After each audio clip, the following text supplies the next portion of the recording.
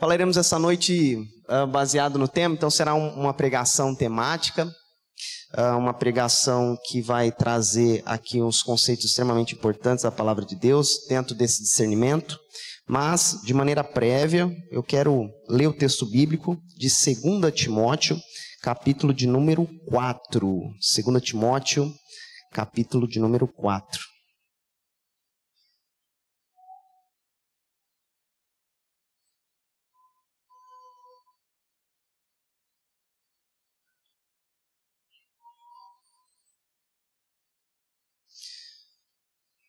Segundo Timóteo, capítulo de número 4, onde o apóstolo Paulo traz instruções ao seu discípulo, especial aqui, pastor Timóteo.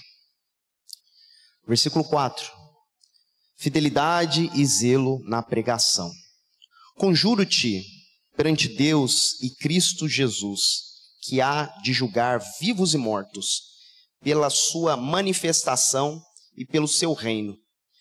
Prega a palavra, insta, quer seja oportuna, quer não. Corrige, repreende, exorta com toda longanimidade e doutrina. Observe aqui que os 2 primeiros versículos, eles vão nos trazer uma ordem. E a ordem aqui é pregar a palavra de Deus. Então, nós, como povo de Deus, compreendemos essa ordem para a igreja do Senhor, que é destacada por Jesus Cristo na grande comissão, em Mateus 28. Ide por todo mundo e pregai o evangelho. Então, ali, a grande ordenança é fazer discípulos. E aqui, pregar a palavra do Senhor é a ordem aqui dentro desse texto. Agora, indo para o versículo 3. Pois haverá tempo em que não suportarão a sã doutrina. Pelo contrário, cercar-se-ão de mestres segundo as suas próprias cobiças, como que sentindo coceira nos ouvidos, e se recusarão a dar ouvidos à verdade, entregando-se às fábulas. Aqui, a palavra de Deus destaca um perigo. Se nos 2 primeiros versículos falam a respeito de uma ordem para a igreja, os versículos 3 e 4 nos falam do grande perigo de nós, como povo de Deus, muitas vezes, ao sermos assediados pelo mundo, acabamos, de certa forma, vivendo na relatividade, saindo dos propósitos do Senhor, vivendo não uma sã doutrina, mas uma doutrina corrompida, uma doutrina que tem mais a ver com a cobiça humana do que a vontade de Deus. Há um perigo. Estas pessoas se recusarão a dar ouvidos à verdade, entregando-se a fábulas. Perigo de uma sociedade relativa. Versículo 5. E esse trecho bíblico termina da seguinte forma: Tu, porém, sê sóbrio em todas as coisas, suporta as aflições, faz o trabalho de um evangelista, cumpre cabalmente o teu ministério. Então, ele fala sobre uma ordem diante de um perigo que a sociedade acaba trazendo, esse sistema do mundo em tentar corromper o povo do Senhor, e ele termina aqui no versículo 5, falando acerca da nossa postura. Qual deve ser a nossa postura como povo de Deus? A nossa postura necessita ser sóbria em todas as coisas, suportando as aflições e fazendo o nosso trabalho, o trabalho conforme a vontade do Senhor. Deus requer de nós essa postura. Deus requer de nós essa obediência diante desse grande desafio. Então, primeiramente, eu quero destacar esse desafio. Grande desafio é para nós hoje, como igreja evangélica, igreja reformada no Brasil, sermos um diferencial no contexto de muitas igrejas que têm adotado um evangelho e aqui eu destaco como um evangelho reborn, dando aí um entendimento das bonecas, os bonecos reborns, que tem, né, sido aí falado acerca de pessoas que tratam bonecos como se fossem bebês de verdade. Entrei aqui na igreja, eu conheci o Bento, o pequeno Bento, né, ali no fundo, bebezinho, e é maravilhoso você tocar, você sentir o cheiro de um bebê verdadeiro. E aquele que tem contato com um bebê verdadeiro, né, dificilmente vai ficar feliz e ficar, de certa forma, preenchido por um boneco, uma coisa inanimada. Então o evangelho reborn é esse. É um evangelho que não é o evangelho verdadeiro, é um evangelho que é feito de palavras doces, mas de promessas vazias.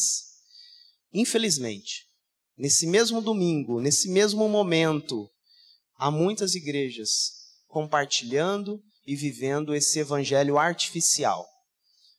Parece que é verdadeiro, muitas vezes tem cheiro de verdadeiro, as músicas podem ser as mesmas, o rito pode ser o mesmo, mas no final das contas, o que está sendo pregado não é o evangelho verdadeiro, mas é um evangelho artificial, conforme o apóstolo Paulo disse, segundo a cobiça humana, segundo os anseios humanos e não segundo a vontade de Deus. Então esse evangelho reborn, esse evangelho artificial, é um evangelho cujo centro é o homem, é um evangelho antropocêntrico, e é um evangelho que traz uma sensação terapêutica, algo que precisa ser suavizado.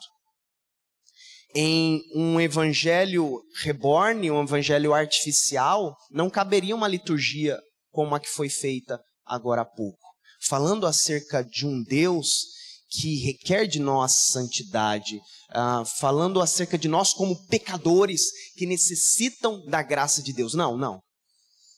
A igreja que trabalha com o evangelho artificial é a igreja a qual cancelou a palavra pecado e substituiu num eufemismo, uma forma agradável de dizer um erro, algo que pode ser consertado sem maiores problemas. É um atalho a uma vida bem-sucedida, mas uma vida sem Cristo. Michael Horton ele vai nos dizer, quando tudo é medido pela nossa felicidade, não pela santidade de Deus, o sentimento de sermos pecadores se torna secundário, talvez ofensivo. Então não vamos falar sobre pecado. Se formos um povo bom que perdeu o caminho, mas com instruções e motivações corretas, podemos nos tornar pessoas melhores. Precisamos apenas de um treinador, não de um redentor. Então nós não estamos falando de uma nova vida, mas sabe aquele objeto que você tem em casa que está meio velho e que precisa de um conserto? E aí você fica consertando. Então esse evangelho artificial, ele é assim. Ele começa a suavizar os problemas e principalmente a nossa maior dificuldade, o pecado original, como sendo um simples erro que um mentor espiritual vai resolver esse problema. É um atalho, mas um atalho sem Cristo. Então é um bloqueio, não um pecado. Trata-se de uma questão que um curso, um culto, ele vai desbloquear você, para você ser a melhor mulher, para você ser o melhor homem e você poder viver a sua vida numa orientação maior, numa orientação melhor. É por isso que nós temos visto muitos modismos aí, até mesmo no meio evangélico. E muitas pessoas pensando acerca de uma nova Jerusalém que pode vir através do esforço humano. Então hoje, para você ser um homem de Deus, talvez você precise entrar num clube ou você precisa fazer um determinado curso, você precisa subir no monte e ali falar palavras de afirmação e passar por um rito para a partir daí você sair dali melhor e você sair capacitado na consciência de sua missão como homem. Mas em nenhum momento fala-se acerca de arrependimento, modismos. Quantas vezes nós pensamos, se o Brasil tivesse o presidente correto, o Brasil seria o maior, né, o melhor país do mundo. Será? Será que a nossa esperança final está nas lideranças políticas, numa ideologia? Então a gente começa a vivenciar uma vida que se preocupa muito mais com questões superficiais do que aquilo que é problema de fato para nós, como povo, como pecadores necessitados da graça de Deus. E aí a gente acaba olhando a Bíblia e tendo uma interpretação da Bíblia mais próximo ao nosso ego, mais próximo às nossas necessidades. Então eu vou procurar na Bíblia aquilo que eu necessito, aquilo que eu estou precisando, e um remédio prático e simples, como um sal de fruta, e para poder minimizar as sensações ruins, mas não atingir ou não tratar o problema de fato da humanidade. Então, a própria leitura bíblica acaba sendo prejudicada.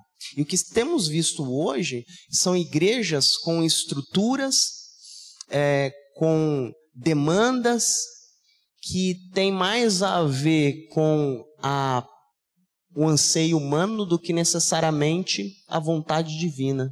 Então, muitas igrejas, nessa busca de serem práticas e relevantes, acabam gerando todo um contexto que parece que você está entrando em um shopping ou em uma loja e não necessariamente em um lugar de culto, em um lugar de adoração a Deus. Talvez um cinema, talvez um anfiteatro, e que a impessoalidade acaba imperando. Você já é tão escuro que você não consegue ver as pessoas que estão ao seu redor. Não há esse momento de comunhão e de olhar um para o outro, porque agora o grande anseio, ou o hype, né, da sociedade hoje, o que está em evidência, é mais aquilo que remonta a um show, não necessariamente a um culto. E aí a gente começa a perceber um liberalismo, um vazio de pregações, que a pessoa simplesmente fala palavras aleatórias, e tatá, titi, teté, e as pessoas dão glórias a Deus, e é uma coisa que a gente pergunta, Senhor, de onde vem isso? Algo artificial que tem sido criado. Muitas vezes líderes espirituais que expressam mais o anseio de uma sociedade corrompida do que necessariamente homens, servos do Senhor. Banalização e até mesmo uma proposta de atualização da própria Escritura. Então o foco dessas igrejas e desse evangelho é, na realidade, o homem e a atividade humana, mas há pouco a ver com a obra de Jesus Cristo. Então, a gente começa a entender o porquê o Brasil está desse jeito. O porquê o censo destaca, né, o último censo, 2022, destacou que a cada quatro brasileiros, um é evangélico. E mesmo assim a nossa sociedade não tem mudado. Esse evangelho artificial, ele tem se tornado cada vez mais evidente. Não somente nas estruturas das igrejas, mas também nas músicas que são cantadas, nas músicas que têm sabor de mel, mas que não trazem, né, a característica de um Deus de justiça. Então, isso tem gerado distorções, emoções, desejos, vontades, anseios, que vão além do que a palavra de Deus destaca como certo, como correto para o povo do Senhor. Então as estruturas são modificadas, as músicas, a cultura é modificada, e a oração também acaba sendo modificada. Muito a ver com orações as quais a palavra, né, está mais alinhada aos meus desejos, às minhas vontades, e não à missão do Senhor. A gente entende que através da oração Deus realiza grandes coisas, isso é maravilhoso. Mas é tão triste a gente ver pessoas que só vão na reunião de oração quando o perrengue está bravo mesmo. Quando a coisa está, né? Ai, fulano de tal veio na reunião de oração. Alguma coisa aconteceu no casamento. Alguma coisa aconteceu no emprego. Porque se não for assim, muitas vezes a gente não vai na reunião de oração. Então, isso tem influenciado o nosso modo, o nosso estilo de vida. E a gente precisa estar atento a essa realidade. Não podemos usar o nome de Cristo para invocar qualquer coisa. Nós devemos usar o nome de Cristo para glorificá-lo, para engrandecer o nome do Senhor, para a expansão do reino de Deus, para que Deus encha-nos com o seu Espírito Santo, e não como a gente tem visto, de tal forma pessoas orarem determinando coisas para um Deus que é soberano sobre tudo e sobre todos. E aí as pessoas dizem, uma pregação boa é uma pregação superficial. Uma pregação boa. Você viu? Esse pastor é maravilhoso. Ele pregou 10 minutos. Que pregação maravilhosa. Nós saímos do culto rindo. E que coisa maravilhosa. Eu ri bastante nessa pregação. Mas a pergunta é, essa pregação foi uma pregação bíblica? Essa pregação expressou o Evangelho de Cristo? Ou foi apenas uma pregação de acordo com a minha vontade, com os meus desejos e com os meus anseios? Precisamos compreender que muito daquilo que a igreja tem vivido hoje, as igrejas evangélicas no Brasil, tem a ver com a fake news de focar em nossos desejos, sentimentos, aspirações. Mas isso não é o Evangelho. Porque o Evangelho tem a ver com Cristo. Tem a ver com a glória de Deus, com a expansão do reino do Senhor. E de crucificar a nossa vontade para viver a vontade de Deus. Senhor, que não seja feita a minha vontade, mas que seja a vontade do Senhor. E por que nós devemos orar dessa forma? Porque assim como Jonathan Edwards, em 1741, em um mês como esse, julho, ele vai pregar, e essa pregação vai trazer um avivamento ali para os Estados Unidos. E essa pregação tinha como título Pecadores nas mãos de um Deus irado. Um trecho desse sermão diz o seguinte: o Deus que vos mantém sobre o abismo do inferno, assim como se sustenta uma aranha ou algum inseto horrendo sobre o fogo por um fio, vos abomina e está terrivelmente provocado. O pregador, ele traz essa palavra de julgamento de Deus sobre ali, aquela comunidade. De tal forma a falar sobre a ira de Deus que arde como fogo.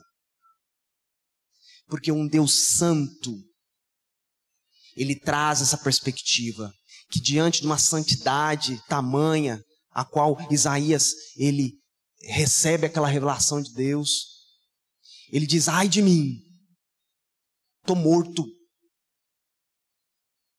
Essa consciência, esse pregador vai trazer à igreja, não de um evangelho suavizado, mas do verdadeiro evangelho, que nos traz a consciência de que nós somos pecadores, necessitados da misericórdia de Deus, necessitados da misericórdia do Senhor. Pregações como essa são pregações que trazem a perspectiva de que nós somos esses pecadores, vivos, mortos, que necessitam de uma vida, que necessitam de um renovo que não está em nós, mas está no Senhor. É por isso que o apóstolo Paulo nos diz: Ele vos deu vida, estando vós mortos nos vossos delitos e pecados. Eu estando morto nos meus delitos e pecados, eu não tenho sanidade para saber o que é bom para mim. E aí é nessa consciência que eu busco a palavra de Deus, orientação, lâmpada para os meus pés e luz para o meu caminho. Então o evangelho não é um caminho, não é o caminho do homem até Deus, mas o caminho de Deus até o homem. Não por mérito, mas por misericórdia. Não por escada, mas pela cruz. Então, por mais que nós façamos coisas mirabolantes para alcançar a graça de Deus, será infrutífero. Será como um trapo imundo diante do Senhor. Então, o esforço de muitas igrejas em produzir um evangelho artificial, tudo isso não passa do teto. Porque, na realidade, o evangelho tem a ver com um Deus gracioso que vem até nós. E por misericórdia, nos resgata. Por misericórdia, nos salva. Não tendo justiça própria que procede de lei, senão a que é mediante a fé em Cristo Jesus. Nesse sentido, eu não posso estar no centro. Uma religião que traz o homem como centro, as nossas vontades e apetites como centro, está fadada à destruição. Está fadado ao erro. Então o homem não é o centro. O pecado não pode ser suavizado. Cristo não é um mero meio para um fim. Mas Cristo é o alfa, o ômega, o começo e o fim. E o arrependimento não pode ser negligenciado. Por isso, devemos estar atentos a esse falso evangelho que traz o eu como centro. E esse falso evangelho tem uma segunda característica, que é o evangelho que prega o triunfalismo, ou o sucesso pleno. Promessa sem cruz, glória sem sofrimento. Venha para Cristo, as coisas vão melhorar. Vai dar tudo certo. Eu tenho certeza disso. Está com problemas, você está em pecado. É necessário que você melhore, porque aquele que está em Cristo, não há dificuldades de enfermidade, de sofrimento, não há. Teologia da prosperidade surge nessa mentalidade que rejeita a dor e traz uma idolatria àquilo que é material. Precisamos compreender que a bênção de Deus se manifesta além das riquezas materiais, além do sucesso, além da saúde. E que muitas vezes a pobreza e a doença, ela não é sinal de falta de fé e de pecado, mas tem a ver com o aperfeiçoamento de Deus na vida cristã. Mas essas teologias, elas trazem esse caminho largo. Mateus capítulo 7, versículo 13, pois larga é a porta e amplo o caminho que leva à perdição, e são muitos os que entram por ela.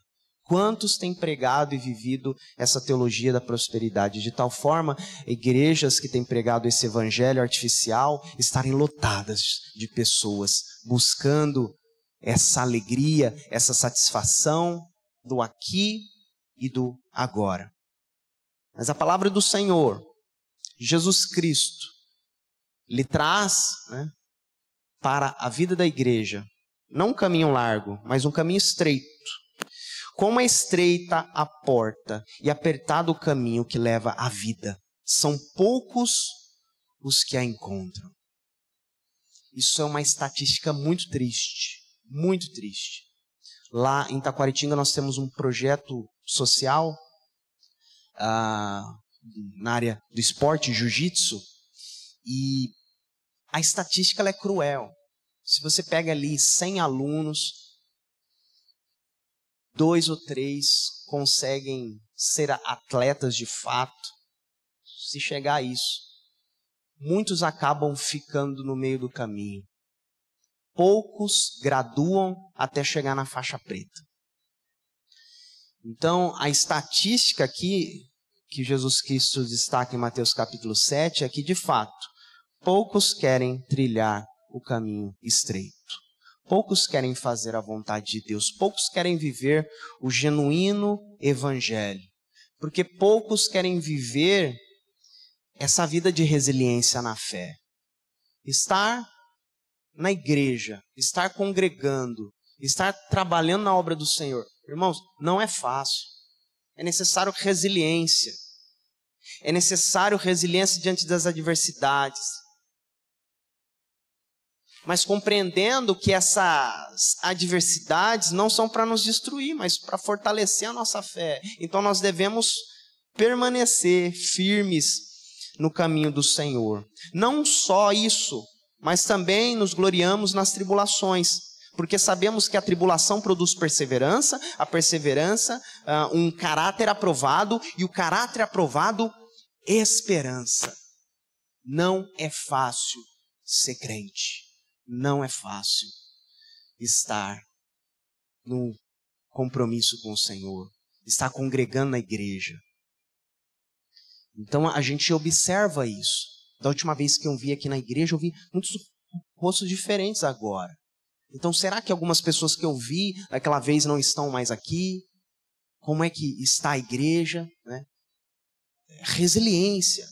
É necessário. Eu fico feliz em rever irmãos que estão firmes e fortes na fé. Continua ali, né? Aguinaldo, esposa, trabalhando. Olha, que maravilhoso. Irmãos que a gente conhece já de uma certa data, né? E a gente vê continuando, né? Trabalhando na obra do Senhor. Então essa resiliência é necessária para permanecermos. Os problemas geram refinamento espiritual. O sofrimento revela e corrige nossas fraquezas, purificando-nos como fogo refina o ouro. Veja, olha o que o profeta diz a Israel. Veja, eu refinei você, embora não como prata, eu provei na fornalha da aflição. Quantas vezes você passou por essa fornalha, né? Ai, pastor, eu quero sair dessa fornalha, já estou queimando já de tanto passar pelas dificuldades. Irmãos, mas esse refinamento é maravilhoso no sentido do propósito de Deus para as nossas vidas. Não podemos nos enganar. Quando nós passamos por dificuldades, há um aprofundamento no Evangelho. Passar pela dor nos conecta cada vez mais com a cruz de Cristo, porque somos consolados por aquele que sofreu, por aquele que vivenciou na sua própria carne as dores desse mundo. Para isso vocês foram chamados, pois também Cristo sofreu no lugar de vocês, deixando-lhes exemplo para que sigam os seus passos. Então, como eu quero uma vida confortável, uma vida tranquila, se Cristo Jesus, meu mestre, não teve esse privilégio, mas viveu até o fim, conforme a vontade do Pai. Quando passamos por dificuldades, quando passamos por tribulações, o Senhor nos traz sabedoria e compaixão. Sabedoria e compaixão. Quem sofre acaba sendo gerado no seu coração empatia por aqueles que sofrem. As famílias que mais ajudam, né, ou estão engajadas em trabalhos sociais, são aqueles que já passaram por dificuldades nessa área. Casas de recuperação, na maioria das vezes, são construídas, fundadas por pessoas que tiveram seus filhos que caíram nas drogas. E essas famílias, nessa luta da recuperação dos filhos, acabaram criando esses ambientes, esses lugares de recuperação. Então, os sofrimentos, de certa forma, geram no nosso coração essa empatia para aqueles que sofrem. Essa capacidade da gente poder ajudar o próximo. Que nos consola em todas as nossas tribulações, para que com a consolação que recebemos de Deus, possamos consolar os que estão passando por tribulações. 2 Coríntios 1:4. Por que Jesus não deixou o cargo do evangelismo para os anjos? Porque os anjos não saberiam falar acerca da dor, do sofrimento, de uma vida, de um pecador, de uma vida que busca santidade e compromisso com o Senhor. Essa empatia tem a ver com os sofrimentos que nós passamos aqui nessa vida, nas dificuldades que sentimos na nossa própria pele. Quando passamos por dificuldades, a gente acaba compreendendo que a nossa maior esperança não está no aqui e agora. Diferentemente daquilo que é pregado pelo evangelho artificial, tudo de Deus, ou melhor de Deus, vai acontecer aqui e agora. Perspectivas futuras, não. É aqui e agora. Deus vai prosperar sobre sua vida. Mas sabe de uma coisa? Quando nós refletimos acerca da palavra do Senhor e o evangelho verdadeiro, vai nos trazer uma perspectiva futura. Uma esperança acerca do que ainda está por vir. E isso é maravilhoso. O sofrimento presente não se compara com a alegria futura no céu. Você crê nisso? Creia nisso. Ah, pastor, eu já não tenho mais a saúde que eu tinha antes. Ah, pastor, eu comecei nessa igreja em pé, forte. Agora, não estou nem me movimentando mais direito. Oh. Sabe de uma coisa? Quando eu visito os irmãos lá de Taquaritinga, os irmãos que estão debilitados, os irmãos mais velhinhos, eu digo, não há doença que a ressurreição não vá curar. Então é o joelho, é a dor na coluna, diabetes, o que for, pode ficar tranquilo que Deus já nos deu uma solução para isso. A ressurreição vai curar todo esse negócio aí. Então, fica calmo, respira fundo, vai dar tudo certo. Vai dar tudo certo. Sabe por quê? Porque o Senhor Jesus já garantiu isso. Considero que os nossos sofrimentos atuais não podem ser comparados com a glória que em nós será revelada, diz o apóstolo Paulo, que passou por tantas e tantas tribulações. Então, as dificuldades desse mundo não se comparam com a glória que há de vir. Então eu entendo que o eu como centro não pode ser uma escolha. Que esse evangelho do sucesso, promessa sem Cristo, glória sem sofrimento, não pode ser uma escolha nossa como igreja. Então nós podemos fazer uma escolha muito mais excelente, muito mais maravilhosa, e é colocar Cristo no centro. E aqui nós deixamos de lado o evangelho artificial para vivermos o evangelho real, o evangelho verdadeiro, o evangelho de Jesus Cristo, ao qual o Senhor nos traz para o centro de sua vontade. E esse caminho já foi trilhado na história, meus irmãos. Esse caminho já foi trilhado historicamente. A igreja primitiva, a igreja que vivia ali debaixo, na estrutura do ensino dos apóstolos. Uma igreja que vivenciou o ministério público de Jesus Cristo. Essa igreja fortificada pelo Senhor, no ano 30 depois de Cristo. Algo maravilhoso. Mas que após ali, 300 anos aproximadamente, deturpações, várias coisas sendo colocadas, a tradição humana, os pensamentos, a vã, doutrina, aquele evangelho que antes era sinônimo de perseguição passa a ser sinônimo de status com a conversão de Constantino. Esse evangelho acaba sendo deturpado. E aí chegamos a 313, na igreja deturpada, a igreja dentro do conceito do catolicismo romano. E foi necessário que houvesse, em 1517, a reforma protestante.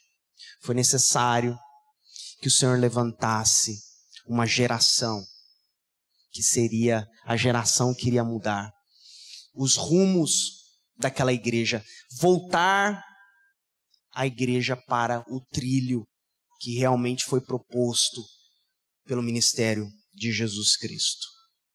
Irmãos, a gente poderia dizer, e viveram felizes para sempre. Depois da Reforma Protestante do século XVI, maravilha, a igreja voltou para os trilhos e ficou tudo perfeito. Não. 508 anos depois, né, nos nossos dias, o que nós temos visto é a igreja deformada, né, não reformada, mas deformada no Brasil. A gente vê tudo quanto é coisa abominável e terrível dentro do contexto do evangelicalismo brasileiro. E aí a pessoa chega na rua e fala assim, olha, você é evangélico? Aí você diz, eu sou evangélico. Aí a pessoa está num contexto como esse e diz assim, a gente também é irmão. E a gente é igual. Aí chega lá no serviço, essa pessoa mente, essa pessoa passa os outros para trás, essa pessoa chega num dia, joga sal grosso lá no departamento, né? Você fala assim, Aí o patrão olha e fala assim, mas vocês são crentes, vocês crentes são desse jeito? Opa! A igreja deformada, um protestantismo sem reforma. É isso que nós temos vivido. Nesse contexto desse boom de igrejas evangélicas no Brasil. Então nós somos chamados hoje ao retorno às Escrituras. Então nós, como igreja presbiteriana, igreja reformada, nós devemos ser essa luz. Esse povo que traz a consciência do verdadeiro evangelho através de sua pregação, através do seu estilo de vida. Então, se no século XVI o acesso à Bíblia era proibido, hoje o acesso à Bíblia, ele acaba sendo negligenciado. Quantas Bíblias você tem em casa? Pastor, eu tenho uma Bíblia em casa, eu tenho uma Bíblia que eu deixo aqui na igreja, né? Tem gente que deixa a Bíblia na igreja. Eu deixo em qualquer lugar. Mas muitas vezes a Bíblia está lá, fechada, as folhas grudando. Então, irmãos, isso é terrível. George Orwell, no seu livro, 1984, ele fala de um sistema governamental que vai ser totalitário, né? O grande irmão, que vai ser ali um olho que tudo vê e vai começar a impor e a proibir livros, privação de informação, ocultação da verdade. Algo terrível. É imposições que o governo traz para a sociedade. Talvez pode ser algo parecido do que nós temos vivido hoje em dia. Mas que, na realidade, eu fico mais com um outro livro. E esse livro do Huxley, ele vai tratar de uma sociedade que não vai ter livros que vão ser proibidos por um sistema, mas que haverá livros, haverá informação, mas as pessoas não vão querer. Não vão querer. E está muito parecido com o que a gente tem vivido hoje. Hoje a gente tem Bíblia, tem pregação da palavra de Deus, mas poucos querem. E essa sociedade tem se preocupado com liberação de drogas, com jogos, né? As bets, com quem vai vencer o próximo Big Brother, o que vai acontecer, né? Qual que é o próximo jogo do Brasileirão? Mas pouco acerca do conhecimento da palavra de Deus.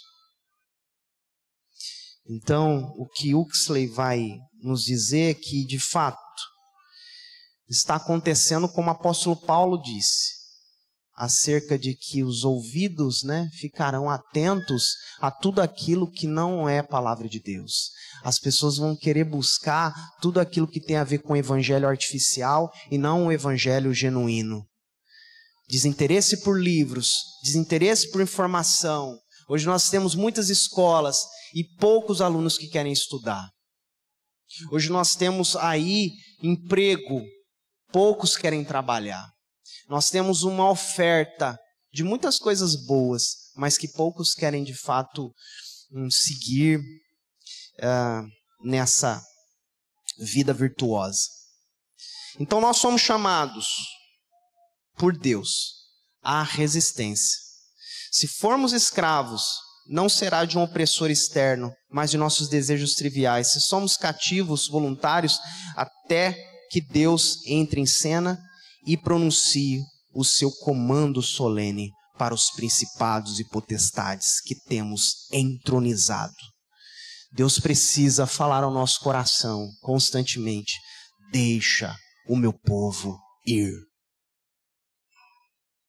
É Deus que nos liberta de tudo isso. É a palavra do Senhor que nos traz orientação. É o Senhor que nos chama a vivermos uma resistência, de tal forma a buscarmos essa recuperação de fé, essa busca por Deus, a partir da igreja do Senhor, a partir da casa de Deus, nas práticas cristãs, dentro da própria igreja. Nós precisamos, como igreja, nos fortalecer cada vez mais no Senhor. Que as nossas igrejas tenham as escolas bíblicas lotadas de crentes que querem estudar a palavra de Deus. Que os nossos cultos reformados estejam cheios de pessoas que querem buscar o Senhor no evangelho genuíno. Nós precisamos nos fortalecer cada vez mais no Senhor. Então podemos dizer: Senhor, ajude-nos a ir além das aparências. É hora de começar a ouvir a voz de Deus através da palavra do Senhor, de levar o Senhor mais a sério. Temos programações na igreja, temos momentos que nos trazem essa oportunidade. Participe de cada evento da igreja. Participe de cada momento. Busque intimidade com Deus. Se fortaleça naquilo que a igreja tem realizado, para que a partir daqui você possa viver o verdadeiro evangelho na sua vida particular.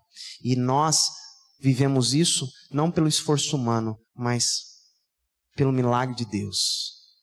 O mesmo milagre de Deus, a mesma ação de Deus que foi assim para com Jonas, é assim para com a nossa vida também. Quando nós seguimos para outros rumos e o Senhor nos traz para o centro de sua vontade. E Ele faz isso através da graça de Deus. Então Cristo não veio ajudar as pessoas boas a se tornarem melhores, mas Cristo veio para buscar e salvar o pecador. Eu sou um pecador que foi salvo pela graça de Deus. Então tenha essa consciência do que Deus está fazendo. A salvação não é algo para se conseguir, porém algo para receber. Eis que estou à porta e bato.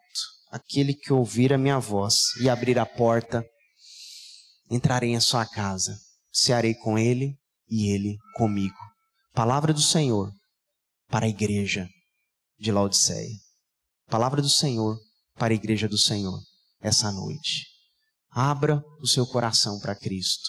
Abra seu coração para a palavra do Senhor. E que você possa estar rechaçando toda a perspectiva de um evangelho artificial. Tome cuidado com aquilo que você está vendo na internet. Os pregadores que você tem ouvido. As mensagens que você tem compartilhado, porque talvez essas mensagens vão expressar uma salvação que vem por outras questões, mas não pelo evangelho genuíno do Senhor. Que Deus nos ajude então a vivermos esse novo regime.